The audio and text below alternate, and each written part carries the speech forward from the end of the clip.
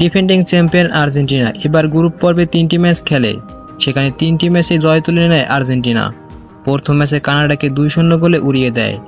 দ্বিতীয় ম্যাচে চিলির বিপক্ষে 1-0 গোলে জয় পায় আর্জেন্টিনা। গ্রুপ পর্বের শেষ ম্যাচে অর্থাৎ তৃতীয় ম্যাচে পেরুর বিপক্ষে 2-0 গোলে জয় পায় আর্জেন্টিনা। এই 3টি ম্যাচ জিতে গ্রুপ চ্যাম্পিয়ন হয়ে কোয়ার্টার ফাইনালে পা রাখে আর্জেন্টিনা। কোয়ার্টার ফাইনালে আর্জেন্টিনার প্রতিপক্ষ ইকুয়েডর বর্তমানে ফিফা র্যাঙ্কিংয়ে 30 নম্বরে, অন্যদিকে আর্জেন্টিনা ফিফা র্যাঙ্কিংয়ে 1 নম্বরে। চলুন এবার দেখে নেই আর্জেন্টিনা বনাম ইকুয়েডর ম্যাচের হেড টু হেড পরিসংখ্যান। শেষ 5টি ম্যাচে আর্জেন্টিনা জেতে 4টিতে, বাকি 1টি ম্যাচ হয় ড্র। ফিফা র্যাঙ্কিং অনুযায়ী আর্জেন্টিনা থেকে ইকুয়েডর 29 ধাপ পিছিয়ে। শক্তিশালী দিক দিয়ে আর্জেন্টিনা অনেক এগিয়ে, কিন্তু কোপা আমেরিকায় এই দুই দলের ম্যাচ হয় হাড্ডাহাড্ডি লড়াই। চলুন এবার দেখে নিই ম্যাচটির সময়সূচি। আর্জেন্টিনা বনাম ইকুয়েডর ম্যাচটি অনুষ্ঠিত হবে আগামী 5 জুলাই সকাল 7টায়।